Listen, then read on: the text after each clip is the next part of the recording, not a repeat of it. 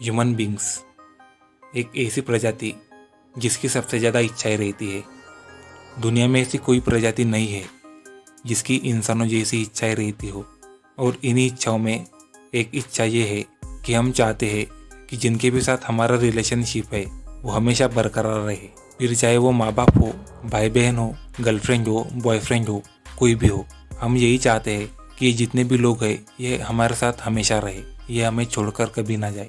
लेकिन ये जो हमारी इच्छा है ये असल में इम्प्रैक्टिकल है, या ये कही कि ये अप्राकृतिक है। ऐसा क्यों? आज हम इसी के बारे में बात करेंगे। तो जो मैं आपको बताऊंगा आप उसे ध्यान से सुनना। तो देखो दोस्तों, हमारा सबसे पहला संबंध शरीर के साथ रहता है और उसी के बाद ये सभी रिश्ते नाते आते हैं। यानी कि हम माने आत्मा, और ये जो शरीर है ये हमारे से डिफरेंट है, ये एक अलग चीज़ है और हम अलग चीज़ है। तो हमारा एज एन आत्मा इस शरीर के साथ पहला संबंध होता है। फिर इस शरीर के साथ संबंध में आने के बाद ही हम दूसरे के साथ संबंध बना पाते हैं। जब तक हमें ये शरीर नहीं मिलता हम किसी के भी साथ रिलेशनशिप बनाने में अनेबल रहते हैं। अब मान लीजिए कि आप हो, आप माने आत्मा, और कोई एक इंसान है, तो आप चाहते हो कि उस इंसान के साथ आपको संबंध बनाना है। तो ऐसी कंडीशन में आप कैसे क्या संबंध बना पाओगे, विचार करिए। अब आपके पास शरीर नहीं है, आप बस एक आत्मा हो, तो ऐसी कंडीशन में किसी के भी साथ रिलेशनशिप बनाना नेक्स्ट टू इम्पॉसिबल है।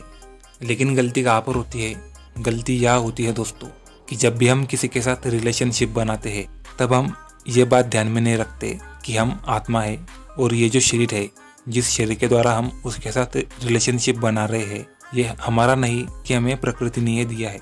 और इस शरीर के द्वारा ही हम उस इंसान के साथ रिलेशनशिप बना रहे हैं। हम ये बात ध्यान में नहीं रखते, हम आत्मा को इस प्रोसेस में से हटा देते हैं। हम बस ध्यान में ये रखते हैं कि हम शरीर है और सामने वाला इंसान भी एक शरीर है और उसके साथ हम एक रिलेशनशिप बना रहे हैं। हम बस इन दोनों ही चीज़ों को ध्यान में रखते हैं, हम आत्मा को इसमें से हटा देते हैं। तो इस आत्मा को हटाने के कारण ही ये उपद्रव निर्मित होता है। कौन सा उपद्रव? कि जब हमें कोई छोड़ के चला जाता है या फिर हमारा ब्रेकअप हो जाता है या कोई शरीर छोड़ के चला जाता है तो हम बड़े रोते हैं उस समय।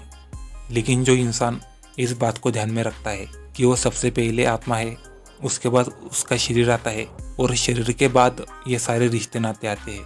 वो कभी किसी को छोड़ने के बाद या फिर जब उसे कोई छोड़ के चला जाता है, ऐसा कुछ होने के बाद भी उसे ज़्यादा फर्क नहीं पड़ता। दुनिया में 99% लोग ऐसे ही है जो बस ऐसा सोचते हैं कि मैं इंसान हूँ और वो भी इंसान है और हमारा एक संबंध है। वो बस शरीर को ही ध्यान में रखते हैं, आत्मा को दिमाग से निकाल देते हैं। वैसे धक्का तो सबको लगता है जब कोई दोस्त यार होता है या फिर गर्लफ्रेंड बॉयफ्रेंड ये जब छोड़ के चले जाते हैं या फिर माँ बाप इस दुनिया से चले जाते हैं, तो ये जब होता है तो सबको धक्का लगता है दोस्तों।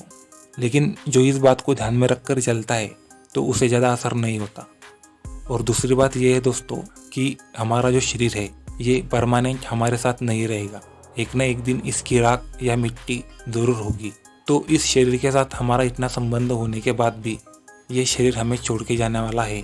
तो जो दूसरे शरीर है, दूसरे शरीर माने दोस्त यार ये सब, तो एक दिन ये शरीर राख मिट्टी होने ही वाला है।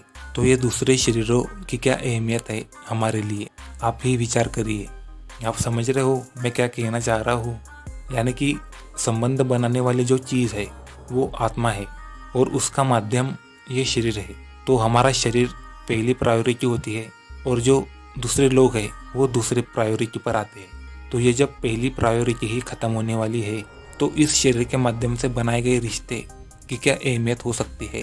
अब मैं ये नहीं कह रहा कि आपका जिनके भी साथ रिलेशनशिप है आप उनको भुला दो, मेरा ये कहने का उद्देश्य नहीं है।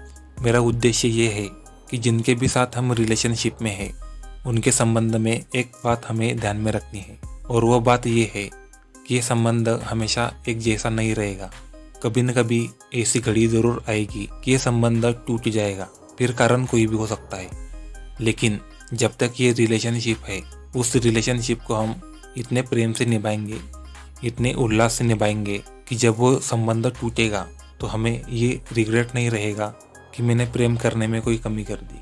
और इसके बाद हमें उतना दुख नहीं होगा जितना कि आमतौर पर लोगों को होता है।